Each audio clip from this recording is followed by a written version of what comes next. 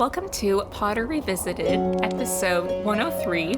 I'm Tori. And I'm Shay. Today we are covering Chapter 5 of Order of the Phoenix, titled Order of the Phoenix. Or, as we like to call it, family dinner. Yeah, that's a big part of this chapter.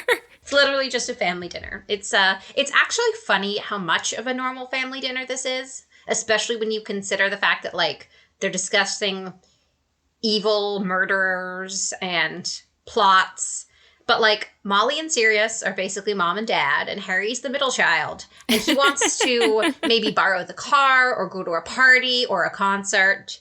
And one parent is saying, nope, too young. And one parent is saying, yep, sounds good, you should do it. And then the younger siblings, which is basically Ron and Hermione, are on Harry's side because it'll set a precedent for what they get to do. Yeah. And the older siblings, Fred and George, are complaining that they didn't get to do it, so it's not fair if Harry gets to do it.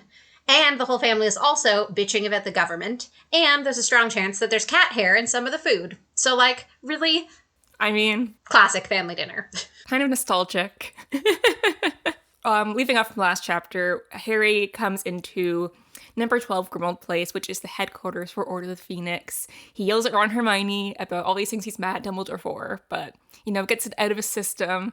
And he realizes at the end of the chapter that the house they're in, that's creepy and definitely has evil vibes, is actually Sirius's house, or more particularly his mother's house. Ruh-roh. So Sirius is the last Black alive, so he has inherited his parents' house. And again, I do want to say, I really hate Sirius's mother, but in a vacuum, I can respect the petty vibes of having a screaming, angry, unremovable painting of yourself in the house. That's peak. I can respect that. I do feel like she must have added that as a last-minute addition because she knew Sirius was going to inherit the house, and she hates him. Or maybe she just loved it. Maybe she had that there when she lived there, too. She loves the sound of her own angry screaming. I also think Harry's inferencing skills are so subpar. Oh, Harry. Sirius is like, yep, that's a painting of my mother. And Harry's like, huh, hey, Sirius, why does this random house have your mom's painting in it? I'm just saying the Sorting Hat may have been confused about Harry, but it definitely did not consider Ravenclaw. It's just, he's been through a lot, okay? His brain's not all there yet. He's been starving, probably. Inferencing isn't his strong suit.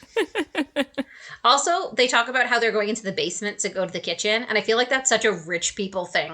Yes. Because, normal families that cook their own meals have the kitchen, even if they have a separate dining room, the kitchen's upstairs near the dining room because it's the parents are cooking or the kids are helping cook. The family's cooking, so the kitchen looks nice, has windows, is in an open area of the house so you could talk to people who aren't cooking.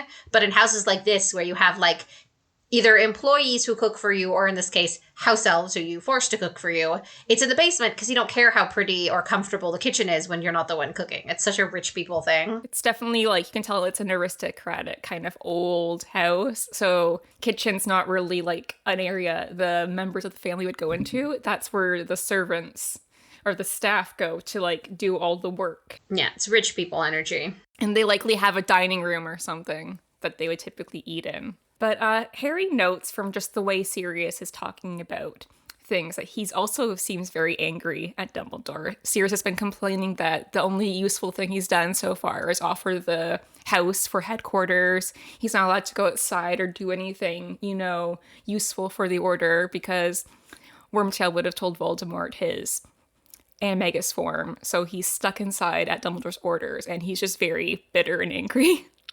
So they have something to bond over. Yeah, I feel like Sirius is pissed at Dumbledore for all the wrong reasons, but as a fellow member of the Dumbledore hate fan club, at least Sirius and me for once are on the same side. He's also now someone who's not really drinking that Dumbledore Kool-Aid. Yeah. But his reasoning is more he won't let me do dumb and reckless things that will probably have negative consequences for me and maybe the whole Order. How dare he? And those are fair reasons to keep Sirius inside. But I'm you know what, Sirius? As long as you're mad at him, I'm okay. You have a note here that just says Greenland. Yeah, because yes, because they're joking about how the roundabout way that that Harry must have had to arrive there so as not to be stopped by the Ministry or Death Eaters or anything. And they say, what'd you do? Fly through Greenland? And I just wanted to say shout out to Greenland, a beautiful, majestic, independent nation. Yep. You know, that's all. That's all I want to say. Love you, Greenland. Respect to Greenland. Respect her autonomy. But Harry, there's this moment where Harry's like, taking in the kitchen. Most of the order has left, so it's mostly just the Weasleys and a few people, I guess Sirius lets stay for dinner. And Harry sees what he thinks is a pile of rags in the corner by the table, and it turns out that is Mundungus. And that just came out really funny to me. I also love that apparently the whatever Mundungus is smoking smells like burning sock. And I'm just like, is Mundungus smoking cheap weed in Molly Weasley's adopted kitchen? How dare he disrespect Molly Weasley like that? It's not like, because in my mind when they said the room smelled like smoke, I was thinking like... Well, yeah, they have a fire. Old English professor smoke from a pipe vibe that's like aesthetically pleasing though. Like it still smells bad, but it's very smart. And you're like, some old wise wizard was holding a long wooden pipe and thinking Gandalf style. And it's like, no, it's Mundungus smoking some cheap weed in Molly Weasley's kitchen. Technically Sirius's, but Molly's. It's disgusting. Yeah, I do agree with Molly that like at the dinner table, like I don't want... You should not smoke inside. That's so rude and gross. That's so college. God damn it, Mundungus. Also, I think it's funny that when Mundungus gets startled awake, he still thinks he's in the meeting, and he's just like, I agree with Sirius, and he puts his hand up. Like, it's just his default reaction is like, whatever Sirius said, I agree with. And I wonder if that's because they're sort of friends, or if it's out of fear, because Sirius can be kind of hostile and aggressive, or if it's out of, like, respect for Sirius, because it's Sirius's house, and he kind of has that, like, I take charge when I can energy. Or if he's just an ass kisser, like he knows Sirius is the only reason he gets to be in this club, and so he's trying to suck up to Sirius. Well, we learned that, like, Molly doesn't like Mundungus, obviously, because he's a criminal, and, like, but, like, a low-life criminal. Like, he's just, like, stealing and, like, ripping people off. He's not, like, out murdering people. Yeah. But I could see him and Sirius having some kind of camaraderie, because Sirius was, arrested for a crime he didn't commit, and maybe he's aware of just, like, Mundungus, but Mundungus is in the order because of Dumbledore, obviously. But I could see Sirius just kind of taking him aside and being like, oh, we're both kind of like criminals in a way. I could also totally see Sirius being happy to have Mundungus there because he's more of a mess. Like, he makes Sirius look better by comparison. Yeah. He's like, I may have done the time, but I didn't even do the crime. Like... That too. Not falling asleep in meetings, not smoking at the table. He looks very, like, well-kept compared to that. Yeah, thinking of that made me think that, like, Sirius probably likes having Dung around because he probably feels very othered with the Order members because they're all out doing stuff and they all have, like, jobs and lives. And compared to, like, Lupin and the Weasleys who are there, Sirius is very othered. Yeah. So Mundungus is kind of, like, on his level. Or maybe he feels a bit above Mundungus because he actually isn't a criminal. Yeah. Sirius isn't doing anything helpful, but they're not giving him anything helpful to do. Mundungus has been given helpful things to do and fucked them up. Yeah, like looking after Harry. He just lightly almost got Harry Potter killed. It's no big deal. That's not a top priority of the Order anyway. Harry can die, not a priority. There's just this little moment as well where Crookshanks comes out and he jumps and sits with Sirius on his lap, and it's nice to see that they're still buds. Yeah, I love that.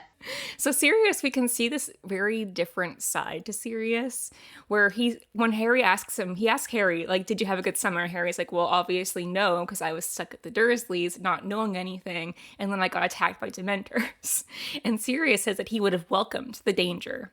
And so this is kind of a big change from Goblet of Fire Sirius, where Sirius was very serious in a way of the dangers Harry was in, and he was always planning and paying attention to everything. And here Sirius is very just, almost mocking the safety he has and just like very bitter, and it's coming out very sarcastic, and it's just a very different side we've seen to Sirius, where I think Goblet of Fire, he was seen as more parental in like a wayward way, but here he's seeming more immature. I also think a little bit Sirius was Harry's chosen confidant in the last book. Like, he reached out to Sirius with questions about how to survive the task. So Sirius, was assigned the position from Harry of kind of like, you need to be my adult supervision for what I'm going through.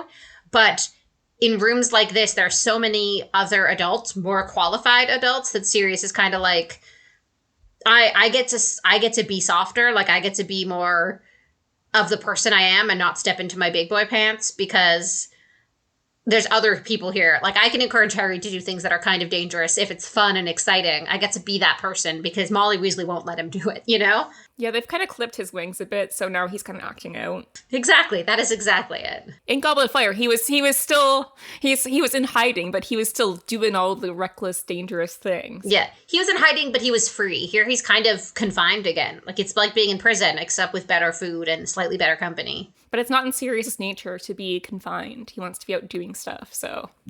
Yeah, but we know that the Snape and Sirius rivalry is still going strong, despite the forced handshake in Goblet of Fire. Because forcing two people to not actually discuss the underlying issues and just shake hands and smile at each other is totally going to resolve years and years of hatred. Sirius talks about how much he hates having Snape in the Order, because Snape apparently makes him feel bad because he talks about all this dangerous stuff he's doing for the Order. So, you know, Dumbledore, that handshake didn't do anything, really. No. And I'm sure Sirius equally, like, goads Snape. In a room full of people who generally dislike Snape, when most of them sort of like Sirius, he probably goads Snape into having to say all the dangerous things he's doing just to defend himself in conversations where he's probably called a sniveling Slytherin, you know? I just think this whole Sirius-Snape rivalry does not really help Harry in the end of all things. No, and yet neither of them is capable of being the bigger man. Neither of them is. We know who the handsomer man is, but... I mean, do we? I think we do. But I just think, yeah, Dumbledore expected this rivalry to kind of be, like, just over and done with after a year. It's been going on for years. Like, these men are in their 30s, and he's like, shake hands, and that whole childhood thing where one tried to kill you, vice versa, that's all over with now. We're on the same side, and that doesn't work. Yeah.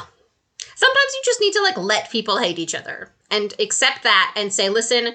You could hate each other in conversation, but out in the battlefield, you have to defend each other. That's the rule. But getting ready for dinner, Fred and George, obviously we saw from the last chapter, they're of age. They can use magic, they can apparate, they can do all the things.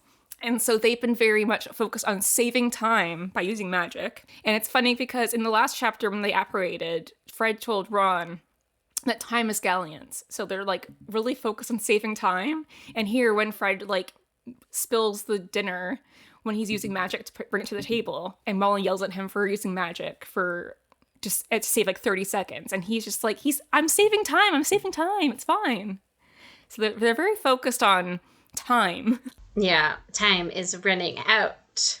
Also, the poor twins, the poor everyone is Percy gets brought up because Molly's listing off the kids that weren't assholes as soon as they got magic permission outside of school. And Percy is one of them. And, that sets a lot of people on edge in the room. Molly's sad, Arthur's sad, everyone's on edge. And Lupin sort of smooths it over, you know? He's like, okay, let's pretend no one said Percy's name and move on.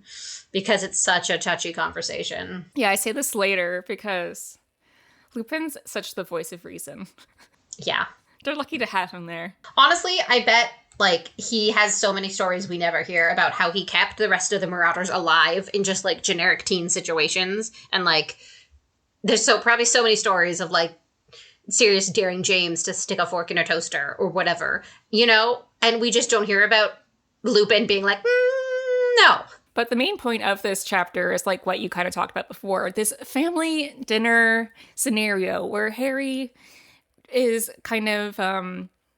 he doesn't feel like he can ask questions about Voldemort because Ron and Hermione already told him that they're not allowed to know anything because they're too young to be in the Order. But Sirius kind of opens it up where he's like, I'm surprised you haven't asked me, like, any questions about Voldemort. I thought that'd be the first thing you would do. And Harry's like, well, I wanted to, but I didn't think I was allowed. And Mrs. Weasley does not want Harry asking anything about Voldemort. She's trying to protect him. She's saying, like, oh, he's too young. And I get that Harry is a minor. He's 15. But the thing is, like, this is Harry Potter. This is not a normal teenager. And Harry is the one that fought Voldemort. Voldemort is very tied to Harry's life. And I feel like Harry deserves to know at least what's going on so he isn't blindsided, which is kind of a big factor that happens in this book, is that Harry isn't told anything. And then it kind of causes issues down the line. Yeah. I think at some point they should have come to terms, and I think maybe after last year is the latest date in which it's reasonable to have not yet come to those terms. Like, this is it. They've missed their window. With the fact that every year, Harry's going to come up face-to-face with some iteration of Voldemort or some very strong Voldemort ally. Every year. It's going to happen. Doesn't matter what everyone does. Harry will have a fight with Voldemort or a Death Eater. And instead of constantly trying to prevent it from happening when it happens inevitably anyway, they should be preparing him for when it happens. And that should be saying, like, look, you might be in danger because Voldemort has beef with you. They don't have to tell him about all the backstory and the extra details, but they can say, clearly Voldemort likes trying to kill you. It is likely it will happen again. Let us emotionally prepare you for that. Let us magically teach you some helpful skills for that. Let us tell you who you can contact if you're at home with the Dursleys and someone tries to kill you. Who you can contact at Hogwarts if someone tries to kill you. You know, like, there are all these ways they could be preparing him that doesn't even give him too much backstory and put too much pressure on him. Just say, that guy loves trying to kill you. We know he's back. But they're not doing that. They're just like, we'll tell Harry nothing. And I think that there's like a middle ground. Yeah. I get that. It's in Molly's nature. She wants to protect Harry because he is a child. And she's like, he doesn't need to be dealing with this because this is above him. But realistically, like, he needs to know some stuff because they don't know this yet, but he is the chosen one. Like, yeah. And also, he's already dealt with it. You know what I mean? Like, he's already fought Voldemort a couple times and not died. So, like, it's like telling him Voldemort's going to try and attack him is like, oh yeah, that checks out. It's not like he's going to be shocked, you know? Yeah, so Molly and Sirius had this kind of argument because Sirius wants to tell Harry some stuff. Because he's like, Harry's been through more than this order can even, like, comprehend. He deserves to know. Where meanwhile, Molly's like, well, you know, Harry's a minor. He doesn't need to know everything. Like, he's a child. I need to protect him. And also Dumbledore said. And yeah, don't tell him a bunch of stuff. And then Molly kind of gets nasty. She accuses Sirius of seeing Harry as James. And I was wondering if there's truth to this. Yeah. Because Harry and Sirius haven't really spent a lot of time in person together. I think when he's not looking Harry in the face, it's easier to remember that he's a child because he has child's handwriting. He probably has child's spelling, you know? But when he's looking at the face of his friend James, I guarantee he forgets sometimes. And he falls back into habits he had with James that are maybe not appropriate to have. That's why it's good Lupin's there to kind of balance it out. Thank God for Lupin. Remus Lupin, savior of the people. Molly came in with a low blow, telling Sirius basically that he wasn't there for Harry because he was in prison. Yeah. And I think it's kind of rude to use the prison sentence against him because he was innocent. Like, it's not like he recklessly did crime and then got arrested. He didn't do crime and then got arrested. So, you know, that's not really fair. He was in prison, but that was something out of his control. Like we've been saying, thank God for Lupin, because Lupin comes in here because he kind of has the assessment that Harry should ask questions that he wants answers to, and then they can decide if he can have those answers. And I feel like this is the best kind of way because, you know, he's aware that the kids are like sneaking little like tidbits of information from the order.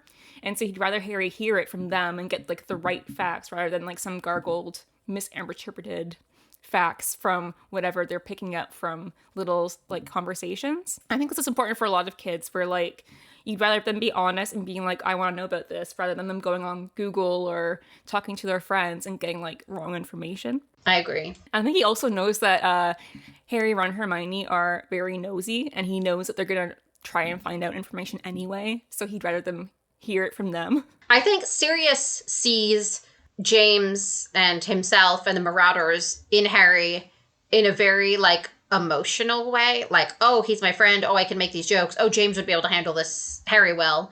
And I think Lupin sees the Marauders in Harry in a practical way, which is he can say, if me and my friends were his age and someone told us that we couldn't know about it, we would be eavesdropping. We would be trying to figure it out. We would be trying to participate. And if we give him enough information that he feels like he knows something and he's a part of it a little bit, that might satiate him from trying to get more than he should have.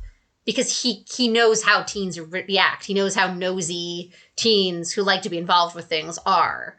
And he can account for that in a way that Sirius won't think out because it's just a little bit more complex than he's ready to, like, think through fully. Yeah. So Mrs. Weasley and Sirius have this tension before this, like, I guess, information session they're going to have with Harry. It's kind of revolved around Harry, and I guess who cares about his well-being the most. Yeah. No, I love him more. No, I love him more. And obviously Mrs. Weasley has been, like, a surrogate mother for Harry, and we know that she cares about him. He knows that she cares about him. And Sirius is Harry's godfather as designated by his parents. And like we said about Molly calling him out for being in prison, that wasn't his fault. That was out of his control. So that he wasn't able to be a part of Harry's earlier life. So I don't know how other families do it. But for me, my parents gave me 2 godmothers and 1 godfather. And my brother has 2 godfathers and 1 godmother, which is 3 godparents, right? And I think it is totally okay to name Sirius a godparent. He's really close with the family. He's a lot of fun. He got along with baby Harry. And he's very close to them, and it would mean a lot to him. Wonderful. But I think it is incredibly irresponsible to name Sirius as the godparent. Meaning the only godparent they gave Harry was Sirius Black. Because even before the war, he's not stable. He's not responsible.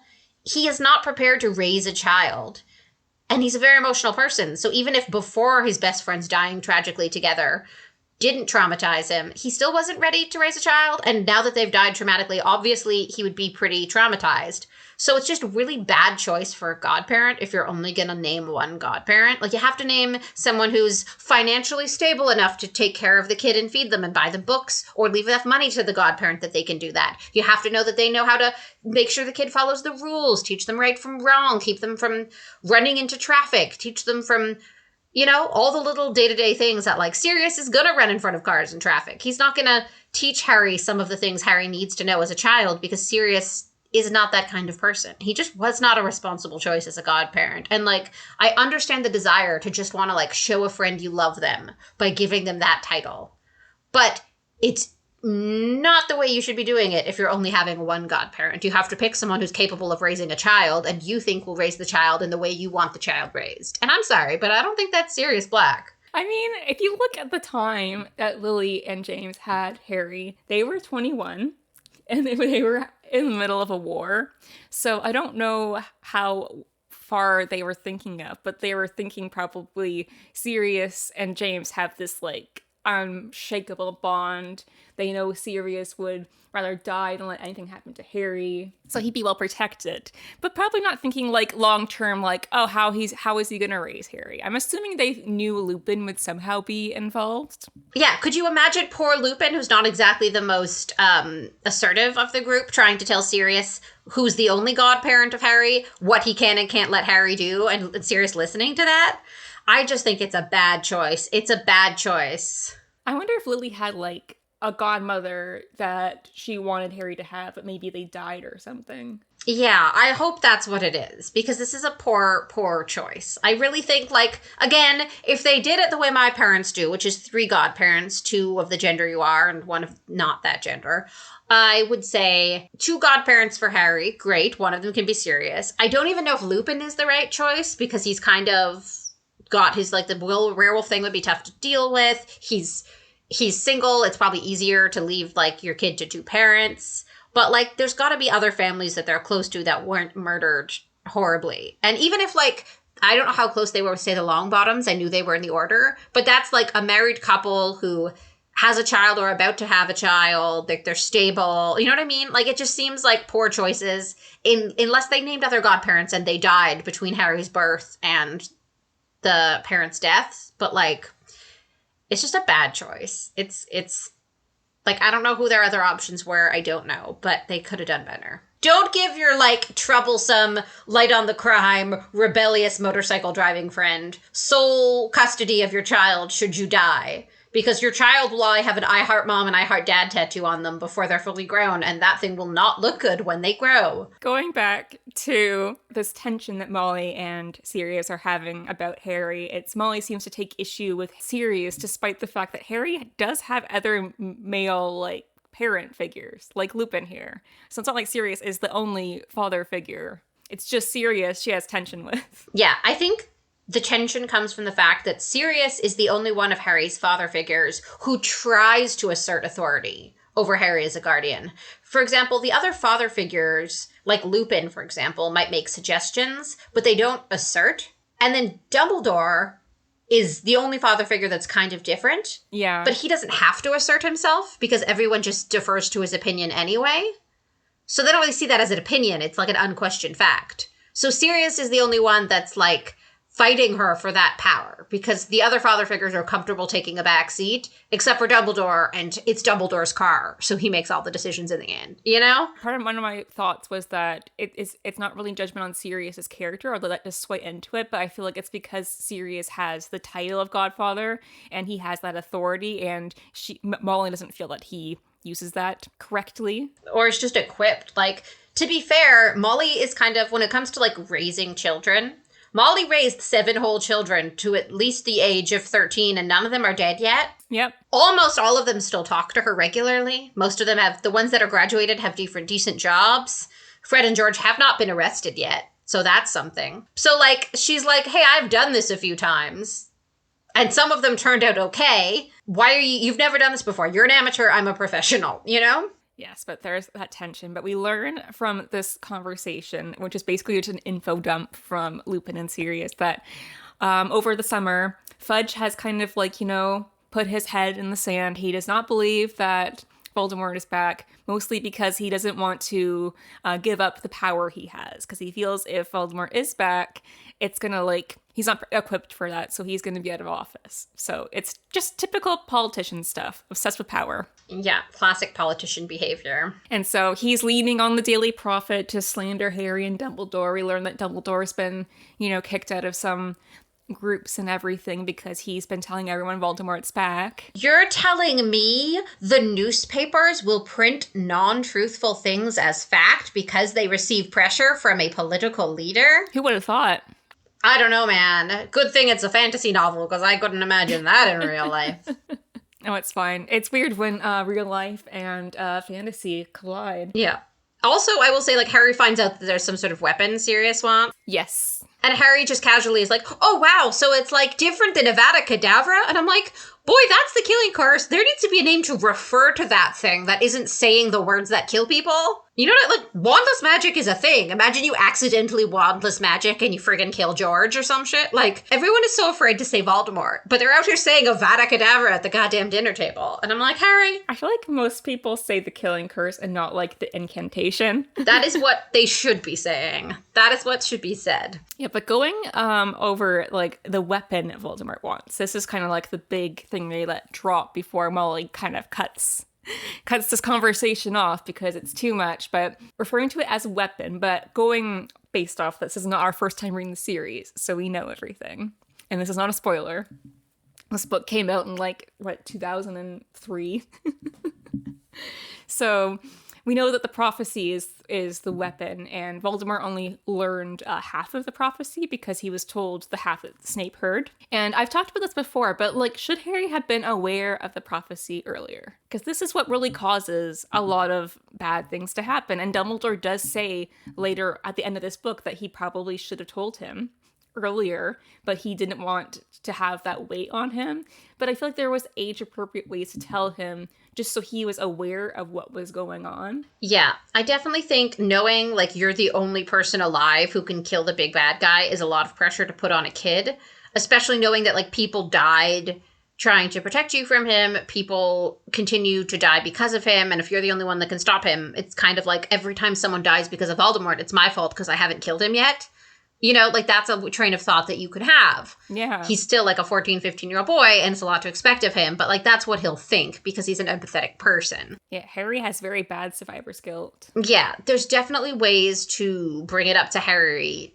Listen, we think because of his attempt to kill you failed, there's a chance that you will end up being an essential part of defeating Voldemort, and you're not going to be able to do it alone, and no one's going to expect you to do it alone, but we think we're going to need your help in this. So that's why we tell you some things, because we want you to know them. And that's why you need to take care of yourself, because it's not just about, I'll risk my life to save that cute bird that's stuck in a tree. It's, you know, that you're risking your life and therefore risking the only opportunity we might have to defeat Voldemort. Like, there's a way to say it that makes Harry behave a little less recklessly with his own life and also lets him know that, like, he has a big responsibility coming up, but it's not just on him. You know? Because, like, Harry couldn't defeat Voldemort by himself. The biggest thing I'm thinking of is Harry's asked pretty much every year in the earlier books, why did Voldemort attack me in the first place? And it would have been super easy to be like, oh, there was a prophecy made and Voldemort thought it might have been about you, so that's why he went after you and your parents. Yeah. And it would have been a great way to kind of, like, very easily explain there's a prophecy and kind of explain, like, prophecies are... they're usually self-fulfilled. Like, Voldemort kind of made the prophecy real because he believed in it. Yeah. He chose you. It could have been someone else. Voldemort chose you. It's not that you are the problem. Voldemort made you the problem, you know? And that would have, I think, really helped Harry kind of understand even just his psyche, being like, why was I thrown into this? Like, why was I singled out? And it would have been very helpful. But of course, Dumbledore likes Harry in the dark. Yeah, he likes Harry confused, cold, and lonely, which is the opposite of how Harry should be. Unfortunately, that is what Dumbledore's up to.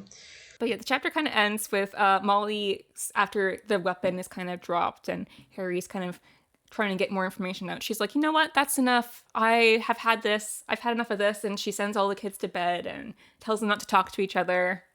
And I've been thinking a lot about Molly in this chapter in particular. We noticed that in the when we first see her, she looks like she's lost weight. She seems very stressed.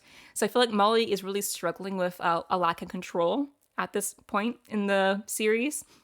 She can't control her family's safety. We have Bill and Charlie. Her kids are in the order as well as her husband. Percy has gone no contact.